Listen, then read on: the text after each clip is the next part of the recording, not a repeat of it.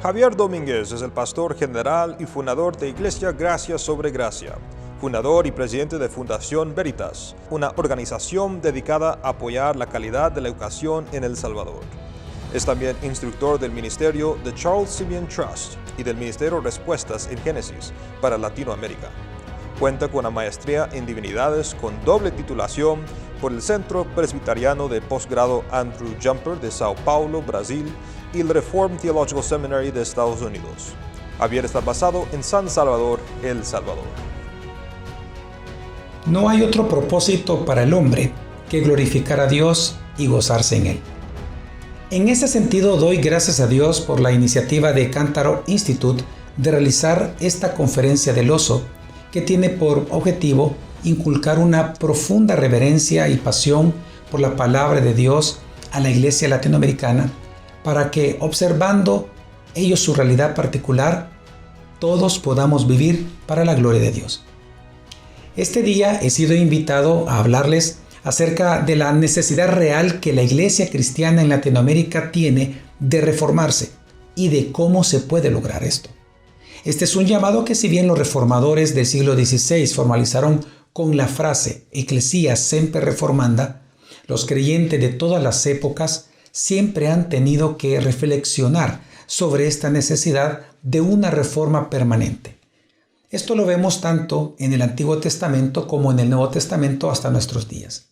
Esta necesidad surge de nuestra propia experiencia y realidad, que aunque nosotros tenemos una nueva naturaleza, una nueva vida en Cristo, cuyas inclinaciones del alma se dirigen hacia Jesucristo, notamos también que en los miembros de nuestro cuerpo mortal todavía está la ley del pecado, lo cual provoca que en ciertos momentos los principios cristianos se vean comprometidos al espíritu del mundo y a la mentira. Lamentablemente, cuando esto sucede, efectos devastadores van surgiendo en la vida práctica de las iglesias locales a causa de una deformación en su teología. De ahí que reformar lo que ha sido deformado dentro de la iglesia se vuelve un ministerio necesario todo el tiempo. Jesucristo dejó esto en evidencia cuando Él lavó los pies a sus discípulos. A ellos les dijo que aunque todo su cuerpo estaba limpio por la palabra que Él les había predicado y ellos habían creído, solamente sus pies debían de ser lavados. Esto nos habla a todos nosotros de la necesidad que tiene la iglesia verdadera de siempre estarse santificando a la luz de la palabra de Dios a causa de todos los pecados que los miembros de estas iglesias locales pecan en su caminar cristiano, los cuales muchas veces incluso contaminan la vida, la práctica y la teología de las iglesias locales. Esta necesidad y principio de Ecclesia Semper Reformanda realmente fue un punto de inflexión en mi propia vida y en la iglesia que por privilegio inmerecido de Dios pastoreo, la cual se llama Gracia sobre Gracia, y es una iglesia reformada en El Salvador.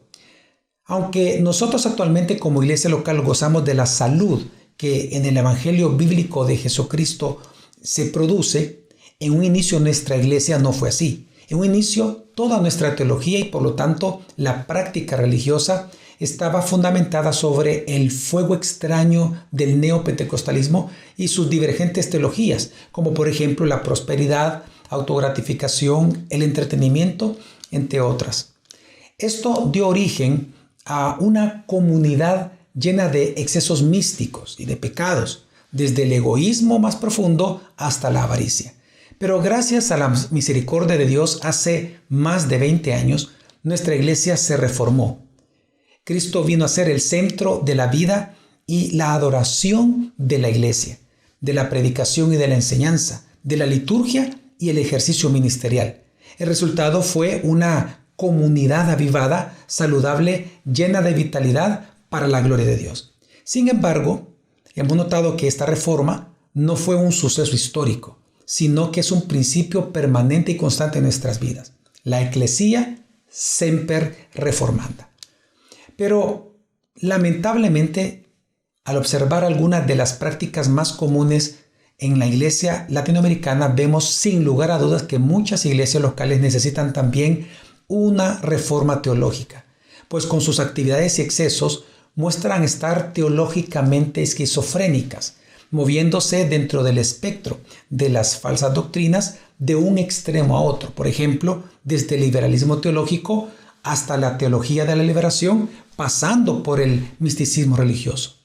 Los efectos de estas teologías divergentes al Evangelio han sido devastadores, pues ha aumentado de un cristianismo nominal que se enfoca en exaltar al hombre y no a Dios, hasta muchos excesos que están destruyendo la vida del mismo pueblo.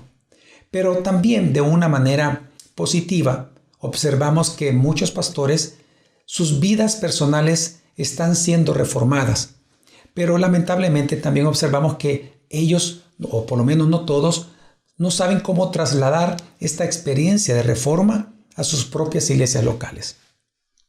Por todo esto, es mi intención en esta conferencia demostrarles que la mayor necesidad de la iglesia en Latinoamérica es reformarse, y me refiero a volver a colocar al Dios revelado en Jesucristo en el centro de su adoración y vida, pero que para lograrlo es necesario reformar su teología de tal manera que recupere su identidad evangélica, apostólica y piadosa que ha caracterizado a la Iglesia de Jesucristo desde sus inicios.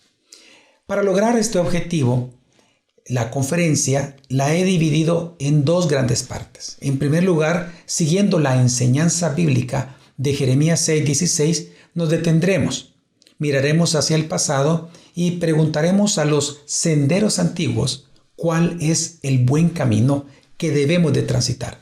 Analizaremos un modelo bíblico de reforma para ver en qué consiste su esencia y cuál es su fundamento. Y luego de esto miraremos a la reforma del siglo XVI para confirmar sus características esenciales. Luego, en segundo lugar, basado en esta evidencia bíblica e histórica, voy a proponer una estrategia que cualquier iglesia local puede llevar a cabo para reformar su ministerio de manera sostenible y sin dañar a la congregación que actualmente se congrega allí. Así que veamos en primer lugar la naturaleza de la reforma en el pueblo de Dios dentro de la misma Escritura. Uno de los más importantes modelos bíblicos de reforma nosotros lo encontramos en Esdras y Nehemías. En estos libros, cuando se nos narra la vida de Esdras, notamos en su vida la práctica del ministerio de la palabra como fundamental y base de toda reforma del pueblo de Dios. Este ministerio de la palabra lo lleva a ejercer, en primer lugar, un ministerio de convicción de pecado. Esto lo vemos en Esdras capítulo 9 al capítulo 10. Y luego a ejercer un ministerio de edificación y consuelo, lo cual encontramos ya en el libro de Nehemías del capítulo 8 al capítulo 10. Ambos ministerios vemos a lo largo de la Escritura que son esenciales para cualquier avivamiento o reforma para el pueblo de Dios. Así que veamos ambos ministerios en sus contextos. Esdras fue un escriba de clase sacerdotal que entró en la historia bíblica 70 años después del primer remanente que regresó a Jerusalén del exilio en Babilonia. Él fue un hombre muy piadoso. Dice Esdras capítulo 7, versículo 10, que él preparó su corazón para buscar la ley del Señor y cumplirla, y para enseñar en Israel sus estatutos y sus juicios. Es decir, que Esdras se propuso estudiar, vivir y enseñar la palabra de Dios. Cuando él llega entonces a Jerusalén, nos narra Esdras del capítulo 9 al capítulo 10, que inmediatamente a él se le informa que Israel estaba pecando gravemente. Estaba casándose con extranjeros, algo que la ley del antiguo pacto prohibía expresamente. Este pecado había llegado a ser tan común que los gobernantes y los líderes del pueblo lo practicaban con total libertad. Cuando Esdras se entera, inmediatamente hace lo que el pueblo de Dios hasta ese momento no había hecho, y es que Esdras se humilló ante Dios confesando el pecado de todo el pueblo. Aunque él no lo había cometido, él confiesa el pecado de todo el pueblo como si él también hubiera participado de él. Cuando los judíos vieron humillarse de esta manera a Esdras, dice Esdras capítulo 10, versículo 1, que ellos se acercaron a Esdras también se humillaron y lloraron con él del dolor por su pecado. Esdras, luego de esto, entonces él escribe un pacto para que todos se comprometan a dejar ese pecado. Y efectivamente así lo hicieron. Y este es el ministerio de convicción que vemos ejercido por medio de la exposición de la palabra de Dios en boca de Esdras.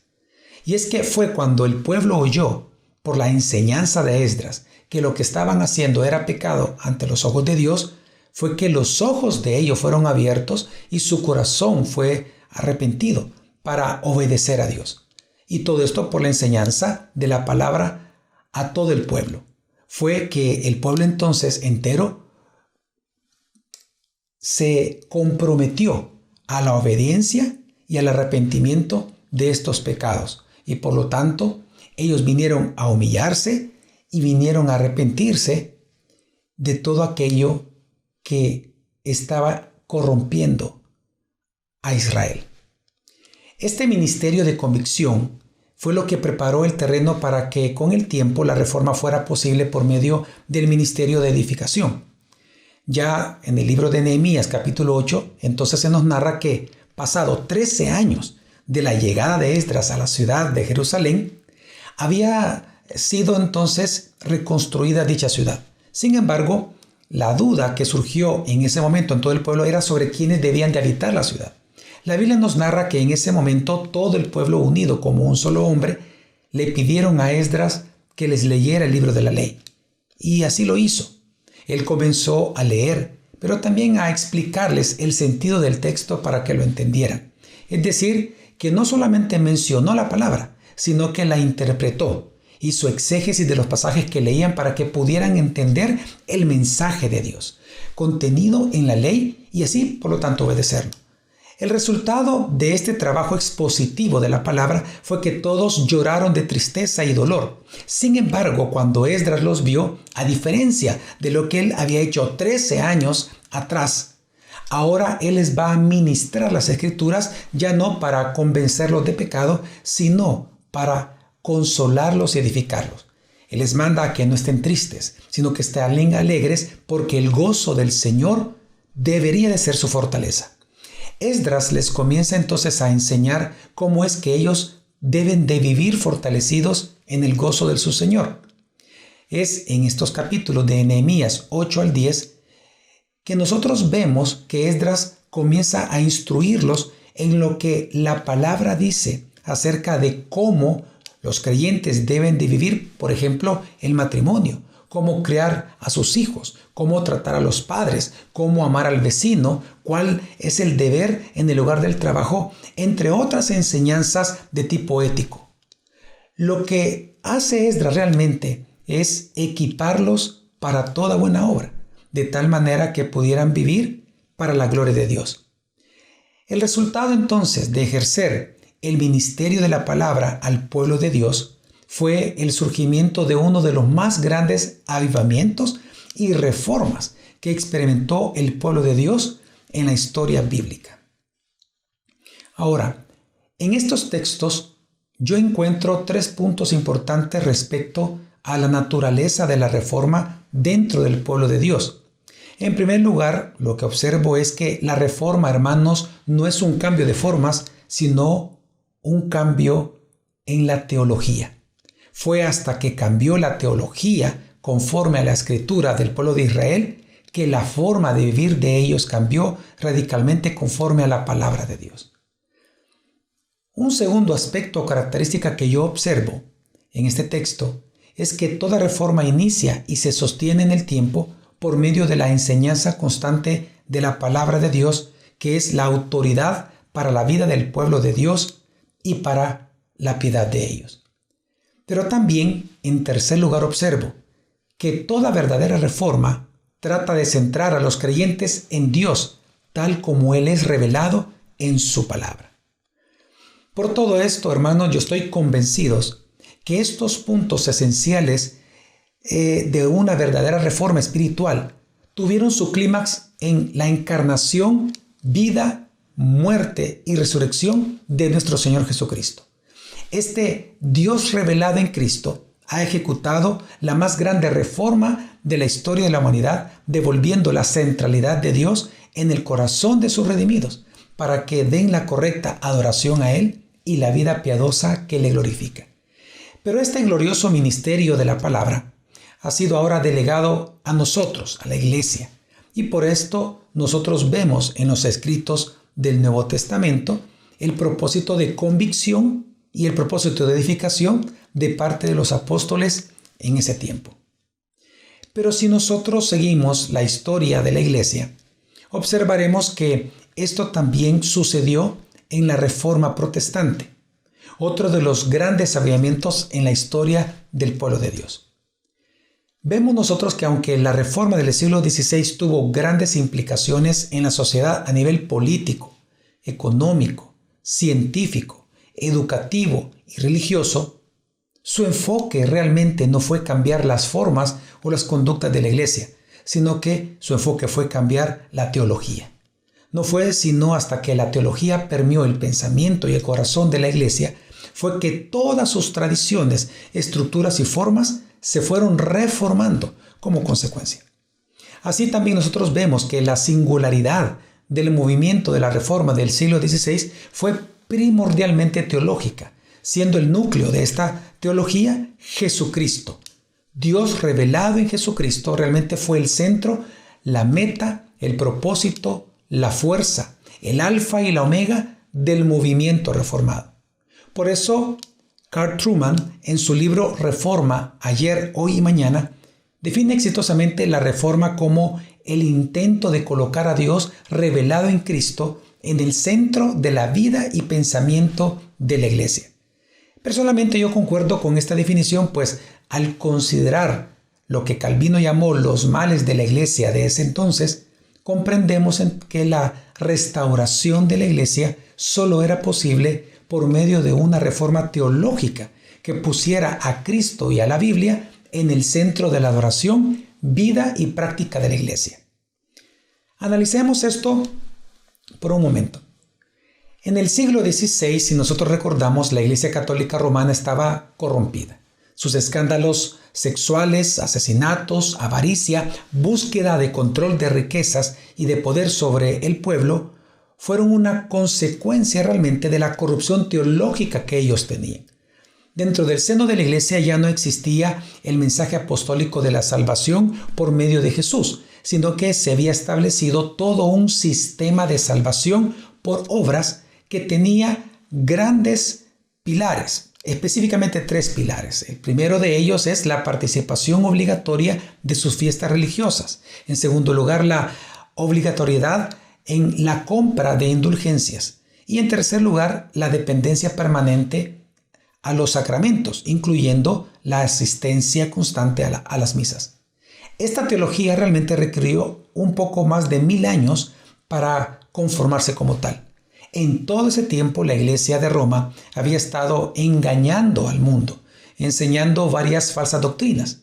Por ejemplo, que la gracia salvadora de Dios era impartida exclusivamente por medio de los sacramentos y dogmas de la Iglesia de Roma. También que Cristo no era el mediador directo de la Iglesia romana. En tercer lugar, también vemos que ellos enseñaban que los sacerdotes y clérigos católicos romanos en general eran los únicos autorizados por Dios para la interpretación de la Biblia y que por lo tanto nadie podría cuestionarlos a ellos. En ese tiempo también se desarrolló la doctrina de la infalibilidad papal y su absoluta autoridad sobre la Iglesia y por tanto merecedor los papas de adoración como el vicario de Cristo en la tierra. Este contexto histórico a nosotros nos ayuda a comprender la magnitud de la obra de los reformadores y su objetivo de no atacar la moral o la conducta de los líderes de la iglesia, sino su teología. Si nosotros consideramos la naturaleza teológica, por ejemplo, de las 95 tesis de Lutero, su teología de la cruz y también la enseñanza de Calvino respecto a la correcta adoración a Dios y la vida piadosa de la iglesia, nos daremos cuenta, hermanos, que la lucha de los reformadores fue que a través del ministerio de convicción y edificación por medio de la palabra se volviera a colocar a Jesucristo en el centro de la adoración y el pensamiento de la iglesia. Por esa razón, los reformadores cambiaron el altar sacramental del catolicismo por el púlpito evangélico. Se enfocaron, al igual que Esdras y los apóstoles, en la predicación de las sagradas escrituras. Ellos se enfocaron en la enseñanza del Evangelio de Jesucristo y las doctrinas históricas y apostólicas, para que hubiera una reforma en la adoración y práctica de la iglesia de tal manera que volviera a glorificar a Dios. Así, hermanos, la principal característica de la teología reformada vino a ser que es una teología teocéntrica, centrada en el Dios de la Biblia y no antropocéntrica, centrada en el hombre.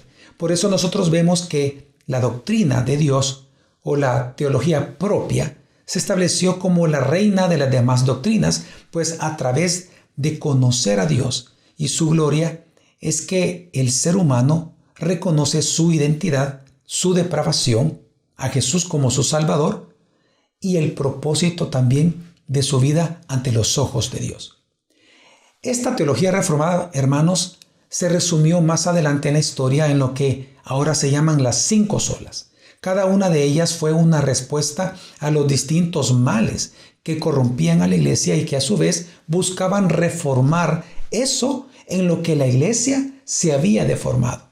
Por ejemplo, la sola escritura testificaba a favor de la verdad y la autoridad de la Biblia, negando públicamente que el Papa estuviera por encima de la palabra de Dios como autoridad para atar la conciencia de los cristianos. Los reformadores declararon que solo la Escritura es la autoridad para todos los asuntos, para la vida y la piedad de la iglesia, y es ella a quien nosotros debemos de atar nuestra conciencia. La sola fe fue la respuesta contra el falso sistema de salvación por obras que la Iglesia Católica Romana había establecido. Los protestantes afirmaron que la salvación no es por obras meritorias, sino por gracia de Dios por medio del don de la fe en Jesús. No es fe en la fe, sino fe en Jesucristo y su obra en la cruz.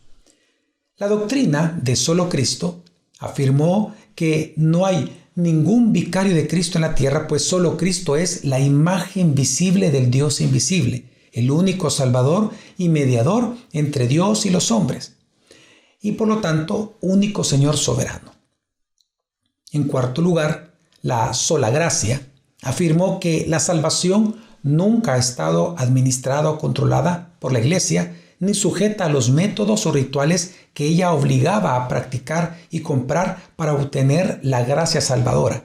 La salvación es por gracia solamente, mediada por Jesucristo. Y esta salvación exclusivamente de Dios sobre sus elegidos. Luego la doctrina, solo a Dios la gloria, surgió contra la idolatría que la Iglesia romana obligaba a los creyentes a practicar a través de sus fiestas tradicionales, supersticiones y adoración a imágenes de santos y ángeles. Los reformadores enseñaron que la adoración de la Iglesia es exclusiva para Dios, su Redentor, que sus vidas fueron creadas para darle gloria a Dios y gozarse en ello.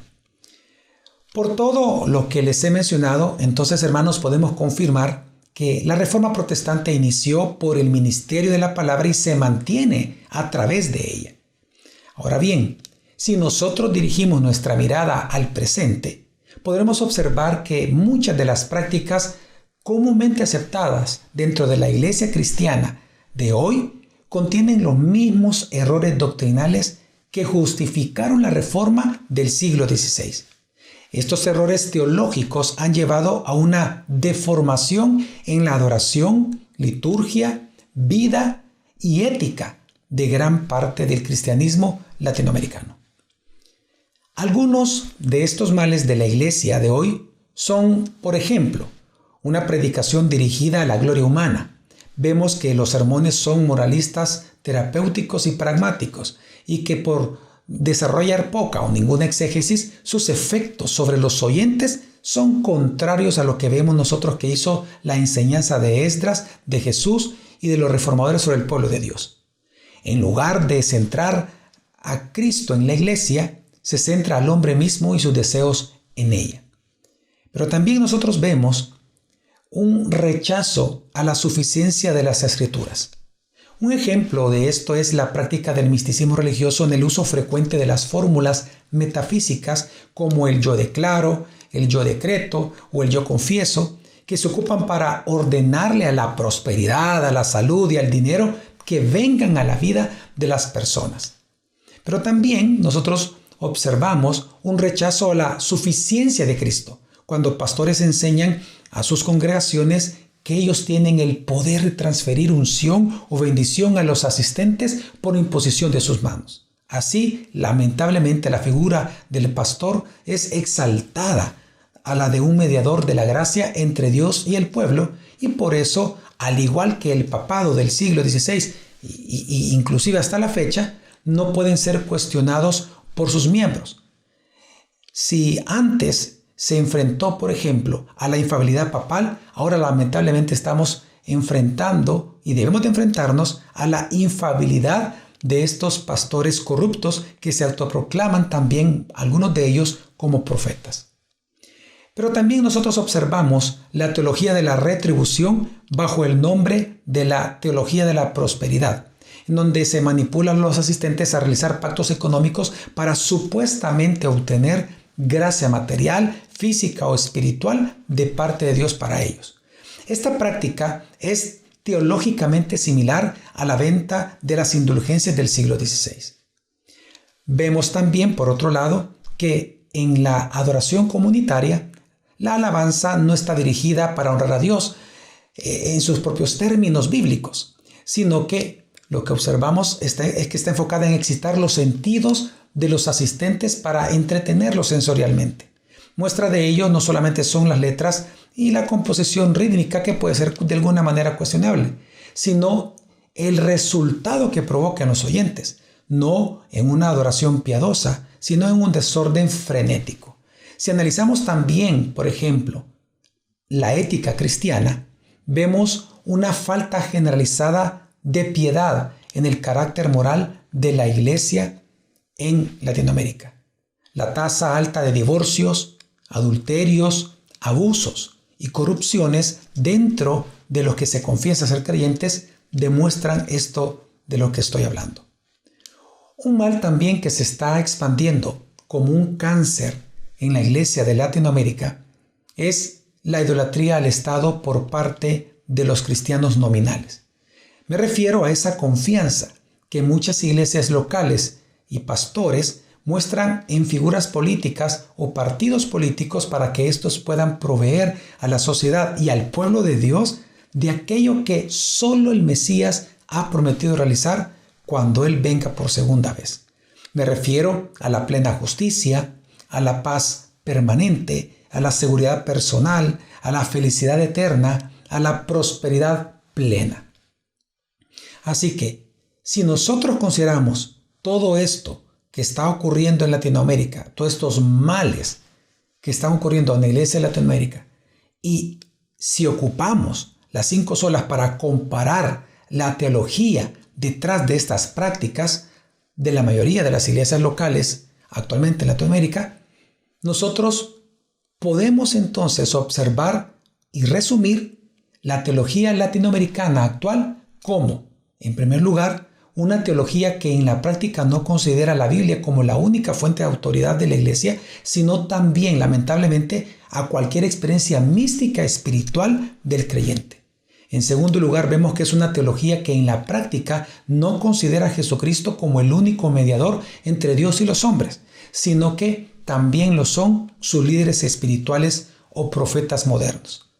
En tercer lugar, es una teología cuya justificación no es por medio de la fe, sino por la fe en la fe personal, es decir, fe en que si tienes suficiente fe, cualquier cosa que tú pidas, entonces recibirás.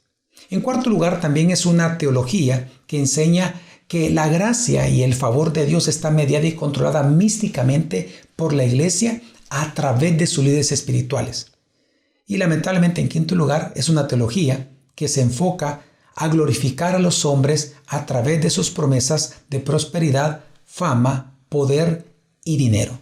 Esto es lo que Lutero llamó en su momento la teología de la gloria humana.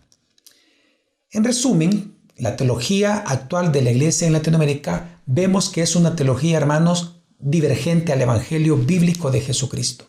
Es una teología contraria a las doctrinas apostólicas, a las confesiones y credos históricos, y por tanto es una teología mundana en todo el sentido de la palabra, una teología anticristiana. Todo lo anterior, por lo tanto, nos da evidencias claras de la necesidad de reforma que tiene la Iglesia en Latinoamérica, de volver a colocar al Dios revelado en Jesucristo en el centro de la vida, pensamiento y adoración de la Iglesia. Sin embargo, algunos que han sido inquietados por Dios en esto no saben qué hacer, por dónde comenzar o qué pasos dar para hacerlo sostenible en el tiempo.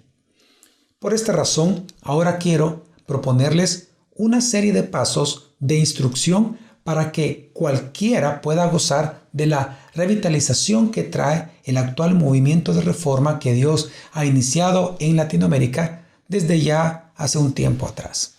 Así que veamos ahora la estrategia que propongo para una reforma del pueblo de Dios en Latinoamérica, considerando todo lo que hemos aprendido anteriormente desde la Escritura y en parte de la historia de la Iglesia.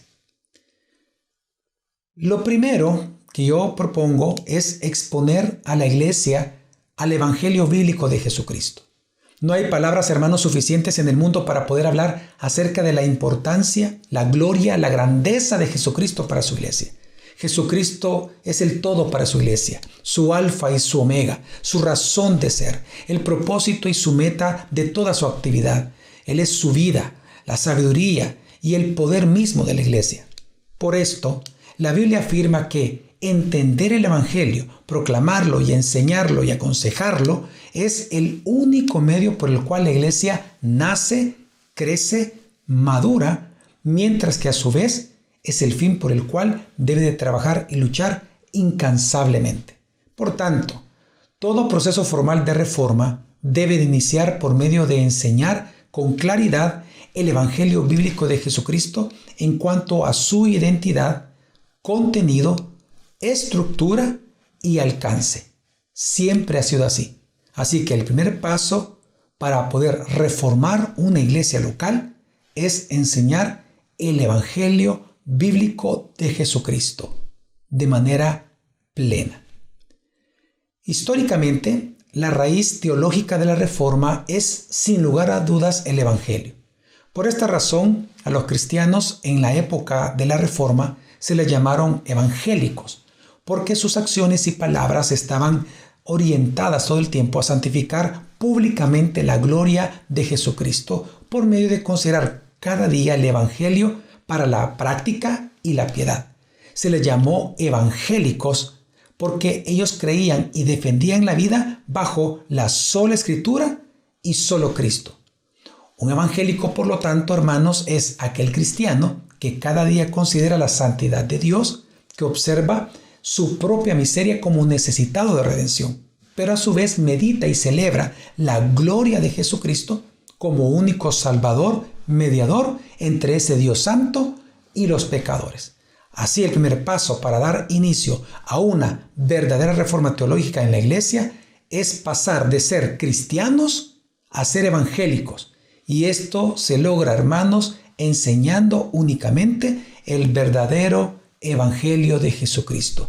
Y esto debe hacerse desde el púlpito, por medio de estudios bíblicos, por medio de un discipulado formal dentro de las iglesias locales. En segundo lugar, una vez se ha devuelto la gloria del evangelio a la iglesia, ahora es necesario que la Biblia sea afirmada en cuanto a su naturaleza, a su sentido, teología y autoridad sobre todos. Hay que enseñar a la iglesia que la Biblia es la autorrevelación de Dios en la historia redentiva, que es la única palabra del Dios único respecto al único Salvador. Debe mostrarse que si bien tiene una dimensión literaria e histórica, posee una dimensión teológica, cuyo centro es Jesucristo. Esto implica que si la Biblia es cristocéntrica en su teología, hermanos, debe necesariamente ser interpretada cristológicamente. Y una vez esta identidad teológica de la Biblia es recuperada en las iglesias locales, es entonces cuando se debería procederse a enseñar su singularidad, infalibilidad, inerrancia y perspicuidad. Por ejemplo, la doctrina apropiada para esto es lo que se conoce hoy en día como bibliología. Esta doctrina es clave para llevar a cabo este punto. Ahora, aquí creo que es pertinente también hacer una advertencia. Si la Biblia, hermanos, es cristocéntrica en su teología, entonces eso significa que los sermones deben de reflejarlo. Deben de exponer a Jesucristo desde el texto predicado. Porque aunque un sermón sea exegéticamente notable, interpretado gramaticalmente de manera fenomenal, gramatical histórico, de manera muy exacta, aunque entregara un mensaje inspirador y realice aplicaciones prácticas para la audiencia, si ese sermón no concluye en Cristo, entonces el sermón ha perdido toda su eficacia y poder. Porque lo que la iglesia necesita es a Cristo. Y este es el testimonio que da la Escritura. Por lo tanto, este Cristo es testificado exclusivamente por la palabra. Predicar la palabra, pero sin mostrar cómo ésta apunta a Cristo, hermanos, eso es entretener a la iglesia con moralismo. Recuerde que no todo el que es bíblico es cristocéntrico, pero todo el que es cristocéntrico necesariamente es bíblico. Así, mi propuesta es que el uso de la teología bíblica es valiosa para poder llevar a cabo una exégesis correcta para que el pastor logre predicar expositivamente a Jesucristo. En tercer lugar, o el tercer paso para reformar una iglesia local, es que la iglesia debe de aprender las doctrinas apostólicas que la fundamentan. Recordemos que Jesucristo es la piedra angular de la iglesia, pero su fundamento son las doctrinas enseñadas por los apóstoles y profetas. A estas enseñanzas apostólicas es que la Biblia le llama la sana doctrina. Recuperar estas doctrinas sanas constituyeron el tercer gran logro de la Reforma después de la sola Escritura y el solo Cristo. De estas doctrinas apostólicas surgieron las 5 solas como grito de batalla de los reformadores y más adelante en la historia de la Iglesia surgieron las 5 doctrinas de la gracia, entre otras más. Por esta razón, hermanos, recomiendo que el tercer gran paso para reformar una iglesia local sea exponerla a la iglesia a la enseñanza sistemática, intencional y permanente de las sanas doctrinas fundamentales de la Reforma, las doctrinas históricas y apostólicas. En cuarto lugar, es importante en términos de apología e identidad eclesiástica, luego exponer a la iglesia al estudio de los credos y confesiones de la iglesia a lo largo de su historia. Porque aunque no tienen los credos y confesiones la autoridad, obviamente, de la Biblia, estas sí ofrecen un marco sólido de defensa contra las falsas doctrinas. Si una persona, por ejemplo, escucha algo fuera de este marco confesional, sabrá rápidamente identificar que muy probablemente esa enseñanza que está escuchando, por más lógica que parezca, contiene errores que pueden dañar el bienestar de la iglesia o de su esencia.